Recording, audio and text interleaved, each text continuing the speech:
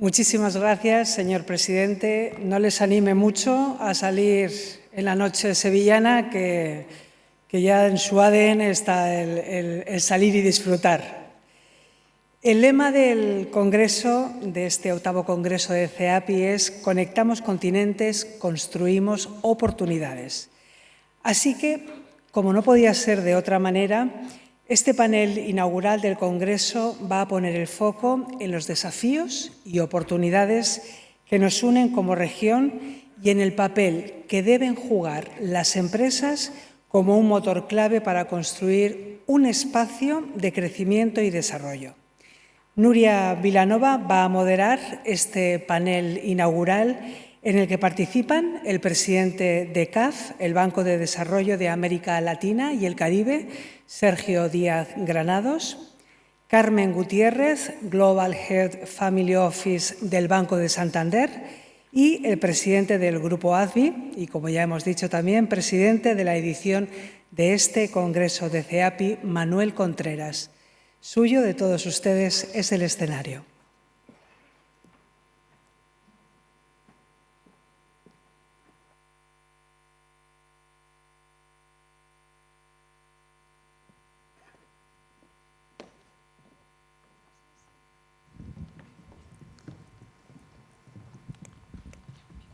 Voy para allá, para acá.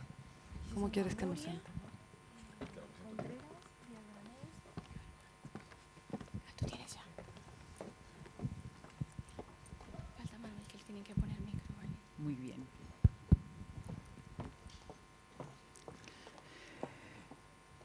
Bueno, pues vamos con este primer panel de tomarle el pulso a Iberoamérica y de ver todas esas oportunidades que tenemos. Aprovecho para dar las gracias a Sergio, que yo en broma digo que somos pareja de baile, la CAF y el CEAPI, porque perseguimos ese objetivo común, ¿no? Que es ponerle toda la energía a la región. Es impresionante lo que ha hecho la CAF. Era un banco de desarrollo más, no más, pero no era el más importante ni era el segundo.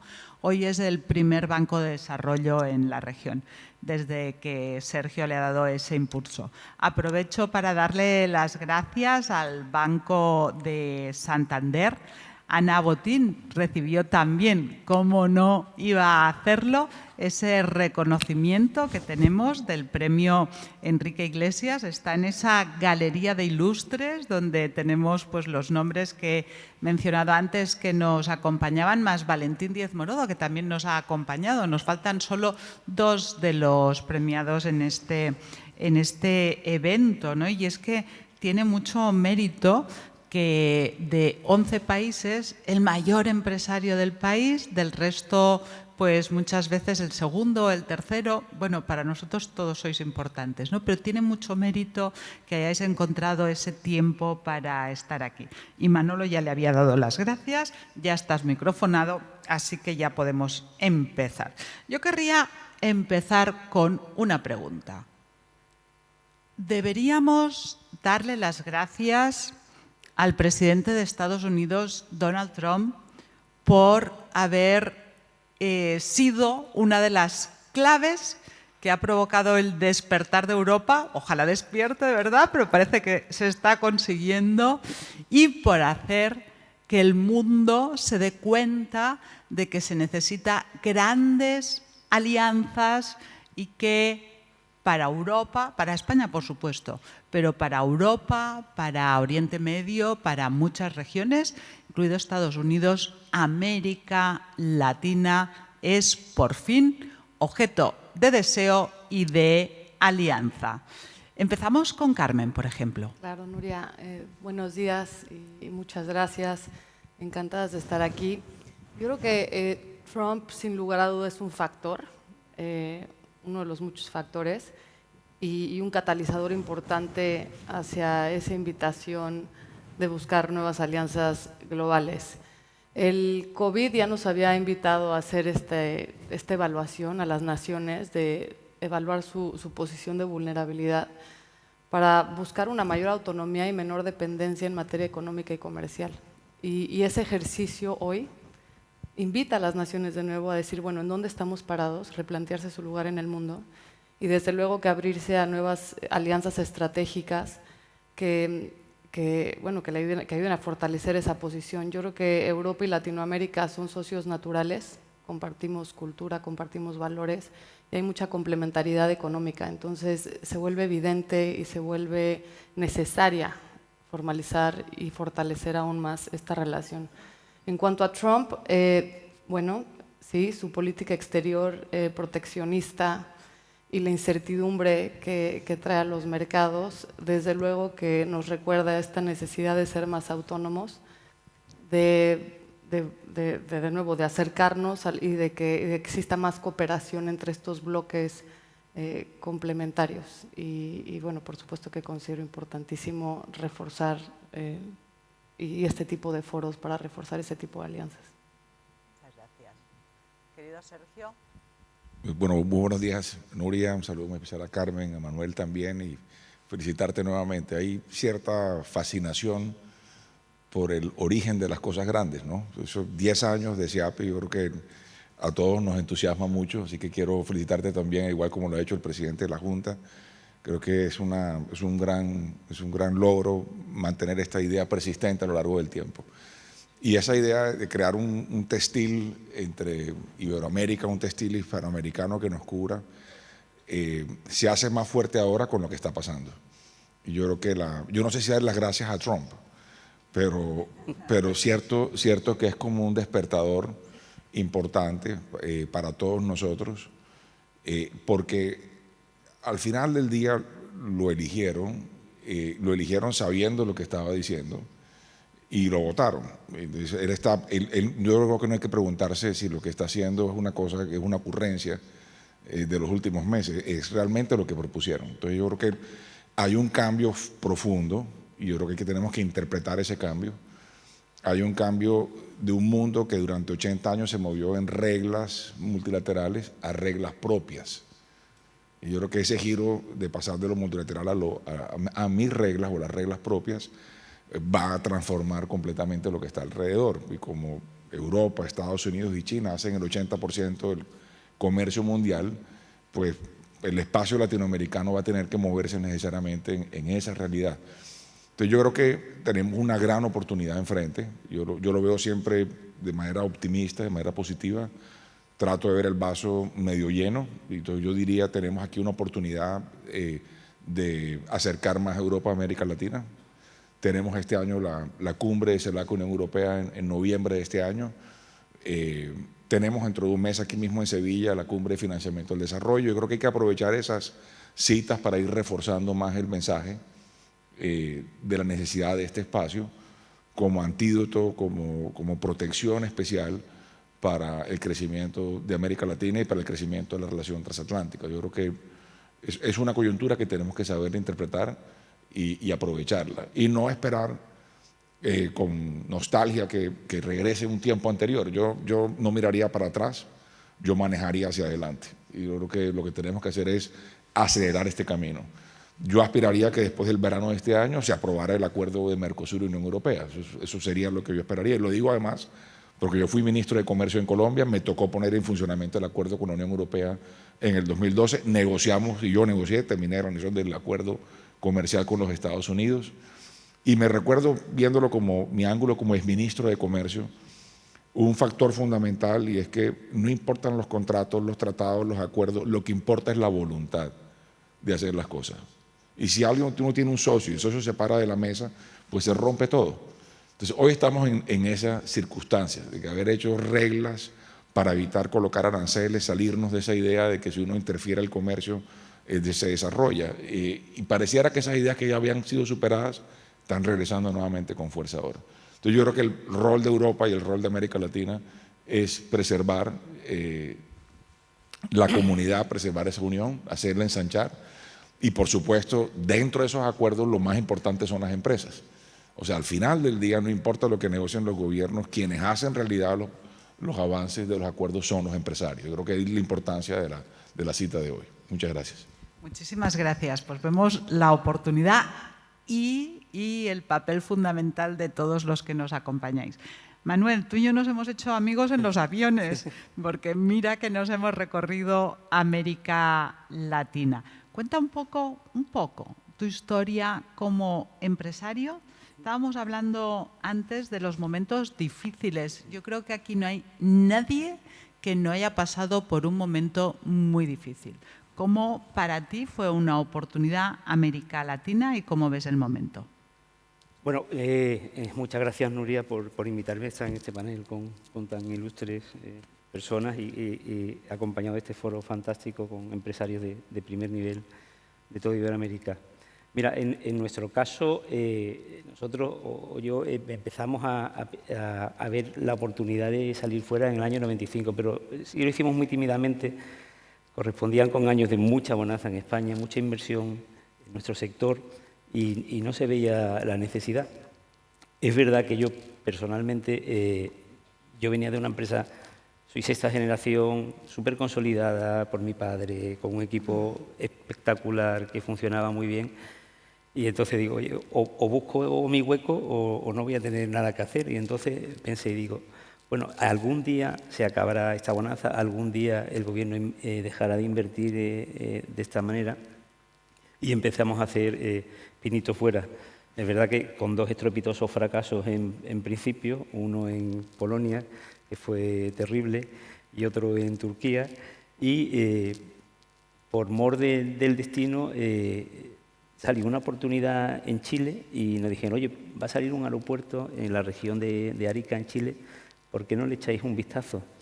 Y estuvimos viéndolo, nos gustó, visitamos el país, nos encantó la seguridad jurídica, nos encantaron los chilenos, nos encantó el mundo empresarial allí.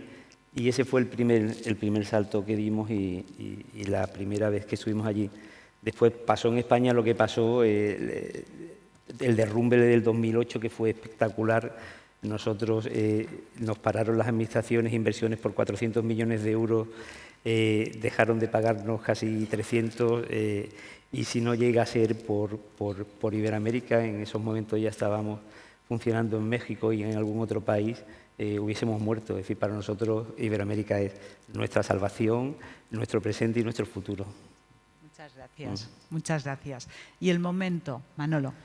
El momento, yo creo que es un momento de oportunidad. Lo que se ha dicho de lo de Trump, yo creo que Trump ha sido un acelerante de una situación que ya venía. Es decir, no hay que olvidarse que el despertar de China ha venido a remover también los cimientos del mundo, la guerra de Ucrania, por supuesto. Abro un paréntesis y me gustaría recordar que Estados Unidos, 2/3 de Estados Unidos es hispana, es Iberoamérica, es decir, caerá esa barrera tarde o temprano porque yo creo que es parte de nuestra comunidad, porque somos Occidente y es América y es Europa. Y vamos a un mundo absolutamente bipolar, donde Oriente por un lado liderado por China y el mundo occidental tenemos que ponernos espalda contra espalda. Y mientras tanto, yo creo que Europa espabila, estoy de acuerdo contigo, va a espabilar y lo necesita. Y el gran puerto, y todos los países están mirando de pronto a Iberoamérica. Yo nunca había visto a los franceses, los alemanes, los holandeses, belgas, viajando con tanta frecuencia al continente, porque se han dado cuenta que sus mercados tradicionales se les ha caído Oriente Medio y África, que ellos trabajaban muy bien, y han visto que el único sitio donde tienen capacidad de crecer y el único continente que realmente en el medio plazo ofrece esa oportunidad es América, con lo cual yo creo que si somos todos un poquito listos y espabilados, nos subiremos al tren tanto los países iberoamericanos como los europeos para impulsar ese occidente fuerte que necesitamos para liderar el mundo. Bueno, nos estaba diciendo Sergio que vamos a tener un encuentro muy relevante de EUCELAC en Santa Marta, ¿no? Yo querría también, como decimos que esta es una asociación de personas, hablar de ese niño martiense, porque él es de Santa Marta. Tendremos para clausurar el Congreso otro martiense, que es Carlos Vives, gracias a Sergio, que nos hablará de todo lo que nos une, especialmente Sevilla con Santa Marta y Santa Marta con Iberoamérica, ¿no? ¿De dónde nace esa resiliencia, esa fuerza que tienes, que dejas el gobierno de Colombia y llegas a la CAF y has montado el lío que has montado? Te has puesto el primero de la fila y poniéndote el primero, como eres un banco de desarrollo que ayuda a crecer a los países y a las empresas, estás teniendo un gran impacto en la región, ¿no? Háblanos de este niño martiense y de hacia dónde vamos. Nuria, mil gracias. Yo primero pues, le daría las gracias al equipo de CAF que está aquí. Yo comenzaría por ellos porque somos una familia, ¿no? Vivimos juntos recorriendo América Latina de arriba a abajo y viniendo mucho a España. Aquí está el vicepresidente del sector privado, Antonio Silveira, que es brasilero, un experto en infraestructura, lleva muchos años también en CAF. Aquí está Ignacio Corlazoli, que es nuestro gerente en Madrid, es un gran profesional uruguayo. Y un gran inspirador en América Latina, un gran constructor del espacio iberoamericano. Está Pablo Bartol, que es nuestro gerente de desarrollo social, es un experto en educación, fue ministro de Desarrollo de Uruguay, está aquí con nosotros también, ha trabajado proyectos no solamente con gobiernos locales, con sector privado para salud, para educación. Está mi jefe de gabinete, Pablo Terrazas, que fue viceministro de Minas de Chile, presidente de Corfo. O sea, aquí hay un equipo fabuloso y de especialistas. Aquí está María Jimena Durán, está Rafael Oyuela. La mitad de la oficina en Madrid es andaluza. Entonces tenemos un equipo muy bueno, como podrás notar. Entonces yo creo que lo que hemos hecho es una construcción, y si uno quiere resumir Iberoamérica y una institución, es esta. Y este banco nació en el año 68 como un sueño de los líderes andinos de crear una organización que fomentara más la integración. Y nos estamos muy orgullosos de haber hecho esta construcción paciente, prudente, durante casi 56 años. Y hoy cubrimos 24 países de América Latina y el Caribe. México fue el primero en convertirse en miembro del banco ya en el año 93 y abrió la fila para que muchos más países de América Latina entraran. Recientemente República Dominicana presidió nuestro directorio. Quiero aprovechar para saludar a Carolina Mejía, nuestra alcaldesa de Santo Domingo. Jochi Vicente, el ministro de Hacienda, ha sido un gran aportante en la construcción de este banco también, el presidente Abinader. Yo creo que hay una voluntad de los líderes en América Latina. Y yo conectaría esto con lo siguiente. Cuando estábamos en pandemia, que fue mi elección durante la pandemia, le propuse al directorio que teníamos que imaginarnos América Latina después de la pandemia, los esfuerzos que teníamos que hacer constructivamente. Y les planteamos la idea de doblar el tamaño del banco, de poner el banco al servicio no solamente de los gobiernos, sino también del sector privado en América Latina y hacer crecer nuestra capacidad de apalancamiento al desarrollo. Y eso lo compraron los gobiernos. Aquí hay una visión que lo apoyaron todos los gobiernos unánimemente y eso pasó en diciembre de 2021. De entonces hasta hoy, no solamente el banco ha crecido geográficamente, cuando acabe este año, seremos el banco de desarrollo de mayor cobertura geográfica en América Latina y el Caribe, por primera vez en la historia. Y el año pasado, por primera vez en la historia, este banco aprobó más que cualquier otro banco de desarrollo y desembolsó, lo más importante, más que cualquier otro banco de desarrollo. Yo creo que eso no estaba ni en los sueños más salvajes de los fundadores en el año 68. Pero estamos construyendo eso por decisión de los gobiernos de América Latina. Y esa idea fuerza de crear un banco que impulse el desarrollo de la región hoy, en este contexto internacional, es mucho más importante que nunca. Y España ha estado apoyando esto desde hace 22 años. Y la entrada de España fue vital para la transformación del banco. Entonces ahora tenemos que ver lo que tenemos enfrente. Y el viernes pasado nos dieron una mejora en el outlook de CAF, Moody's, de estable a positivo. Y hemos logrado que nuestros bonos en el mercado internacional cada vez estén más cerca de los bancos AAA.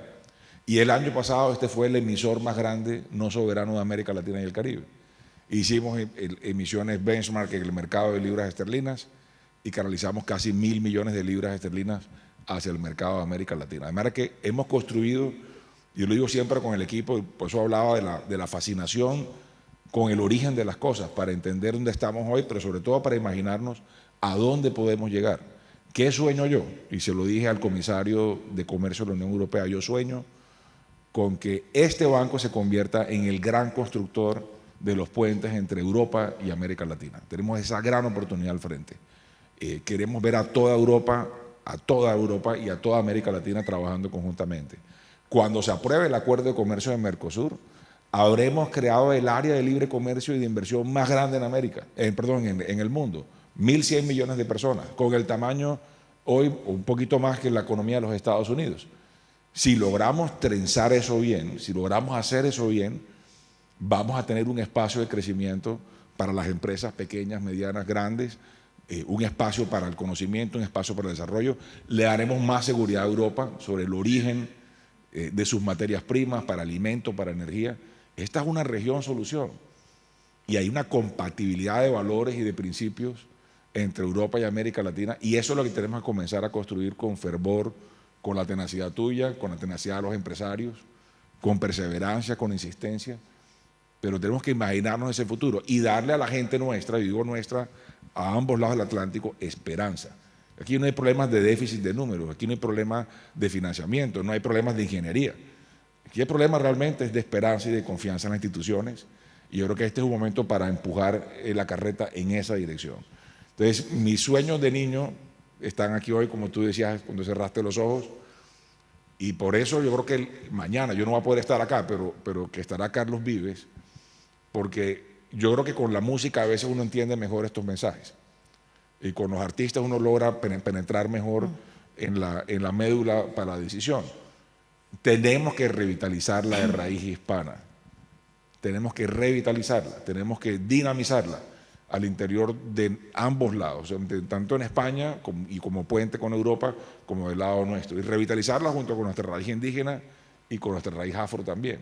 Finalmente tenemos un continente en América Latina que es una fusión de muchas razas, y hay que aprovechar ese momento para empujar.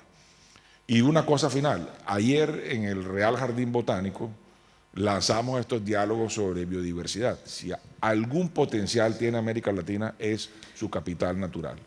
Hace 245 años, un gaditano, José Celestino Mutis, dijo que el futuro de la humanidad estaba en los arcanos de la naturaleza.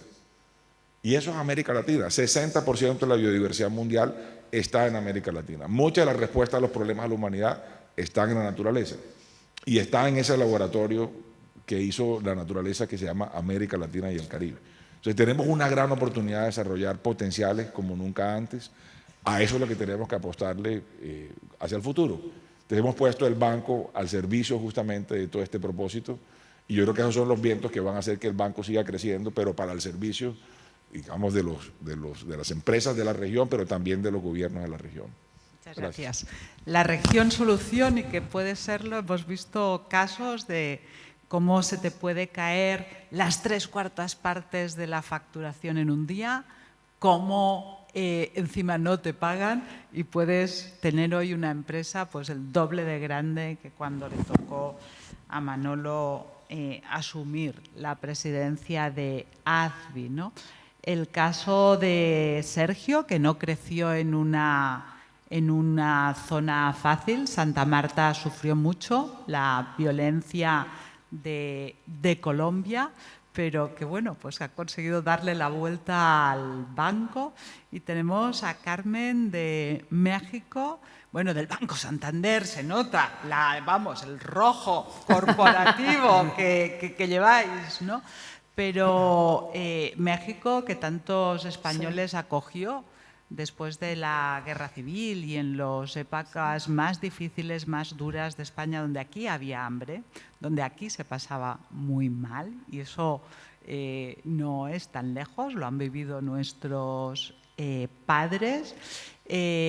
México, que como el resto de los países de América Latina, recibió hace 30, 40 años la inversión de los grandes grupos españoles, que fueron los que rompieron el hielo y abrieron el camino. Aquí tenemos a Antonio Huertas de Mapfre, magnífico ejemplo, pero que ahora está liderando, ¿no?, esa inversión hacia España, lo que yo llamo la muerte de las multinacionales para renacer como multiiberoamericanas, y ya sin diferencia, los españoles que invirtieron allí, los latinoamericanos que invierten, o hispanoamericanos y que invierten aquí. México está liderando ese camino, aunque antes decía no hay país pequeño, veamos el caso de Honduras, pero México es el cuarto inversor de América Latina en España. La economía del mundo está tocada. Es decir, estamos en un momento delicado, está disminuyendo la inversión extranjera directa en muchos de los países, pero España el año pasado, aunque también disminuyó la inversión de otras regiones, la de América Latina creció un 24%, ¿no? Vamos a hablar con esa Carmen mexicana, del Santander, pero mexicana. Sí, por supuesto. ¿Cómo estás viendo todo esto? A ver, yo creo que sin lugar a duda Latinoamérica sigue representando un mercado sumamente atractivo. Yo me acuerdo cuando entró el presidente López Obrador que había mucha incertidumbre y no hay empresario que se haya quedado en México y que haya decidido invertir en México que le ha ido mal. O sea, las fortunas de las grandes familias básicamente se duplicaron durante el periodo de ese sexenio. Entonces, esto es un indicador de varias cosas. Yo creo que Latinoamérica está mejor preparado que nunca para hacer frente a los desafíos políticos y geopolíticos que estamos enfrentando. Tenemos los fundamentales... ¿Murió? No. ¿No? Ahí está. Tenemos los fundamentales importantes. Contamos con disciplina fiscal, que sigue siendo importantísimo, bancos centrales independientes, con autonomía y con política monetaria eficiente para reaccionar ante la reciente inflación. Y tenemos, bueno, déficits en cuentas corrientes aceptables todavía, pero sobre todo reservas fuertes. Alrededor del 14% del PIB en los países en los que nosotros operamos tienen aún reservas pues en niveles muy altos, lo cual sigue atrayendo mucha inversión extranjera. O sea, solo el Grupo Santander, para que se den una idea, pues tenemos 600 millones de clientes en Latinoamérica, el 40%, bueno, eso se traduce en 1 de cada 6 latinoamericanos es nuestro cliente, y el 40% de los ingresos del banco son latinoamericanos, ¿no? Entonces, nosotros también funcionamos, o el Banco Santander funciona como un puente para establecer estas alianzas, porque facilitamos el desarrollo empresarial de entrada en todos los niveles, porque somos una banca retail, entonces somos una banca muy granular que conocemos muy bien los países en los que operamos, desde Brasil, México, Perú, Chile, y establecemos puentes también con las familias europeas que tienen algún interés por invertir aquí y viceversa hacia acá. Nosotros en el corredor latinoamericano europeo al año vemos transferencias entre cuentas de alrededor de 11.400 millones de euros, que son, eso nada más hablando lo que el Santander opera en este tipo de transferencias, que son transferencias de naturaleza personal, empresarial, financiera, que se van a inversión. Entonces, en la búsqueda de nuevas sociedades, de diversificar mercados, de establecer nuevas alianzas. ¿Por qué? Porque Latinoamérica no deja de representar un mercado muy grande, con gente joven, disruptor. Somos casa de 30 unicornios que han transformado y que han provocado una derrama económica local en cada uno de los países en los que están muy importantes.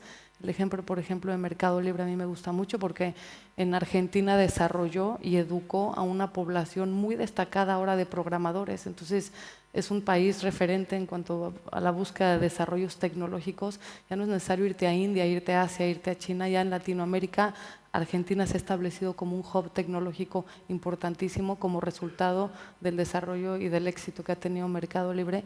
Y así el resto de los países latinoamericanos. Entonces, decirte que, bueno, como mexicana yo acabo de llegar a Madrid en enero, me moví aquí con mi familia, te sigues sintiendo como en casa, hay demasiada afinidad más allá de lo cultural, también hay mucho mexicano, cosa que también me ayuda a sentirme en casa, pero es verdad que cuando lo vives, esta cooperación se vuelve muy fácil. Ahora, habiendo dicho eso, y a tu punto, Sergio, creo que estos acuerdos y estos esfuerzos sí se deben de formalizar y sí deben de traducirse en acuerdos internacionales con marcos normativos si queremos que perduren.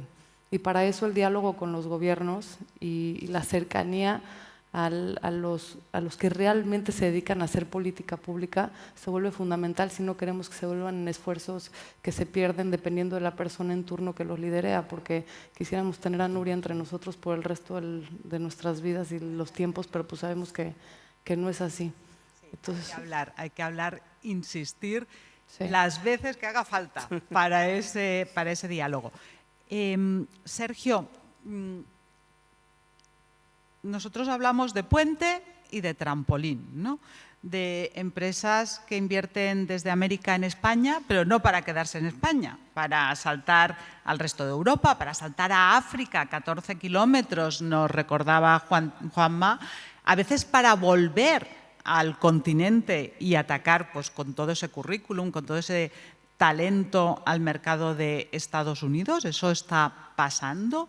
España no solo es un puente para la globalización, es también un trampolín, pero yo me parece muy importante lo que mencionábamos, ¿no? Esos nuevos actores. Yo sé que tú también tienes el punto de mira en algo que aquí en Andalucía es especialmente cercano, porque aquí durante 600 años fue Al-Ándalus, ¿no? Los países de Emiratos Árabes, de Arabia Saudí, de Omar, de Qatar, que representan una oportunidad de inversión y que están comprometidos con descarbonizar su economía, tener ingresos superiores a los del petróleo en otros sectores, están mirando a la región y que consideran a España también un aliado por sus años de conocimiento. ¿Es así? ¿Cómo ves ese movimiento?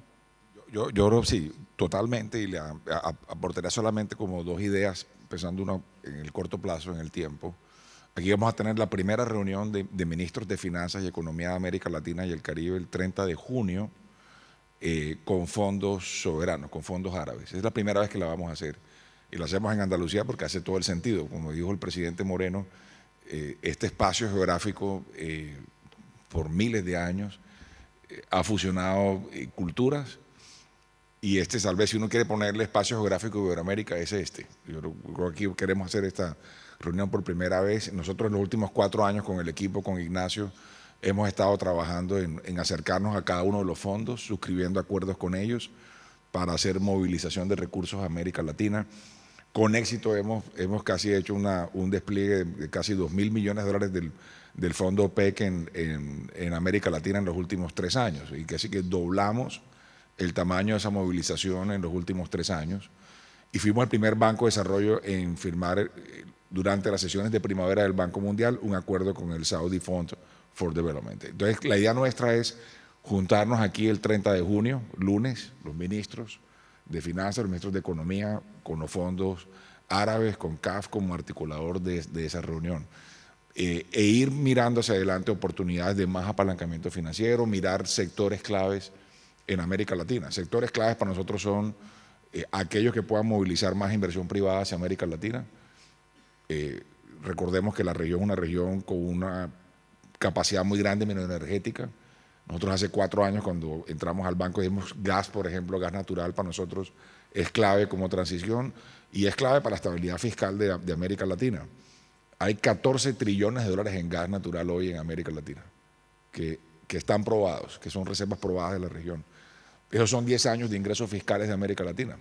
Eso requiere inversión para poder ponerlo en la economía y hacer la transición energética que se quiere, porque la transición no es salto al vacío, la transición es un proceso ordenado de migración y diversificación de las fuentes. Pero intentamos además impulsar aún más el desarrollo agroindustrial de América Latina y el Caribe. Hoy la región le da comida a 1.300 millones de personas. O sea, si vamos a resolver un problema de alimentos el día de mañana en África o en Asia, pensemos en India o pensemos en el sur de Asia, América Latina es esa respuesta. Por eso requiere más inversión en carreteras, en distritos de riego, sobre todo el manejo del agua. La crisis de América Latina ambiental es esencialmente una crisis hídrica y va a requerir inversión en infraestructura, alianzas público-privadas, va a requerir financiamiento de largo plazo, va a requerir capacidad en la región, tanto de incorporación de la ingeniería como del financiamiento, como de la voluntad política de creerse esto. Yo creo que hay sectores estratégicos que van a conectar justamente como estos espacios a nivel mundial, dónde están los consumidores del futuro. acá se hace esa pregunta. El continente joven por definición es África. El promedio de edad de Europa es 45, 46 años, el promedio nuestro está en los 30, dependiendo de donde nos paremos en América Latina.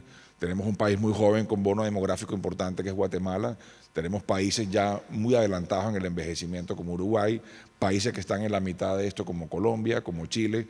Yo creo que tenemos un desafío de jugar coordinadamente, de entender dónde están los consumidores el día de mañana, dónde está el conocimiento, dónde está el financiamiento, dónde están las herramientas con las que vamos a hacer ese comercio el día de mañana de alimentos, de energía.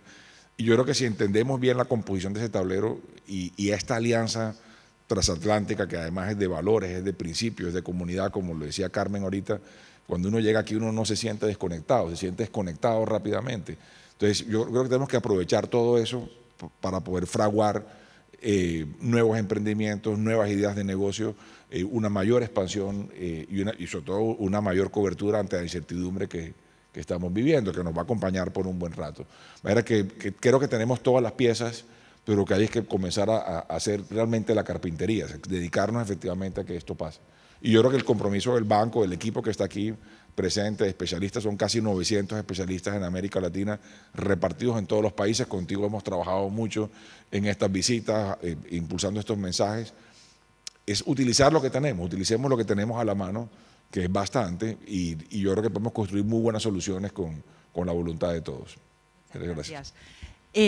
Las empresas multiiberoamericanas tenemos ejemplos en todos los sectores, en finanzas, en alimentación, en infraestructuras, pero nosotros estamos pensando que hay 5 sectores que pueden ser clave en acelerar este crecimiento que necesitamos.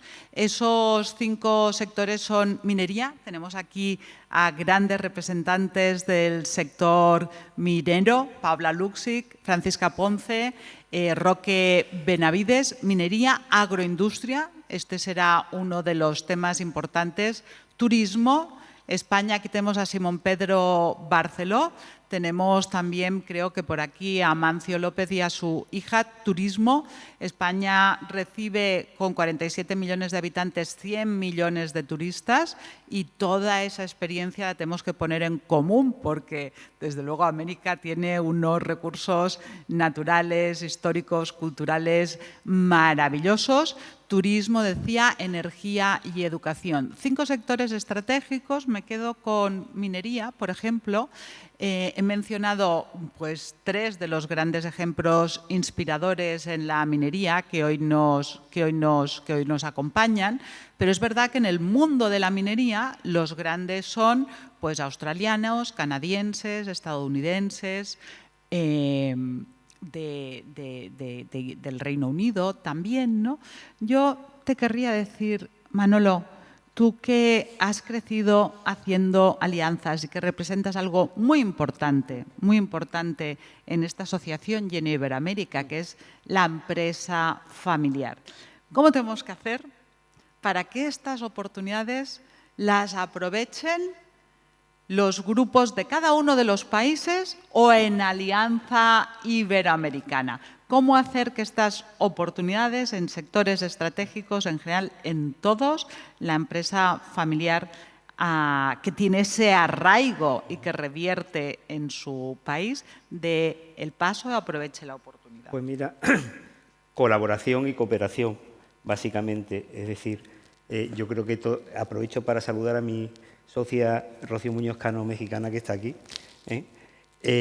Pues de eso se trata básicamente, es decir, de poner en común cosas, de poner en común tamaño, porque es verdad que el gran problema de la empresa iberoamericana, en muchos casos, hombre, aquí tenemos la excepción, ¿no? Tenemos grandísimas corporaciones, pero a nivel general la falta de tamaño de la microempresa es un hándicap de crecimiento enorme. Entonces, la única manera de conseguir tamaño, acceder al mercado financiero, y proyectos de mayor envergadura es con colaboración o cooperación. Y si el día de mañana da lugar a una fusión, pues bendito sea Dios.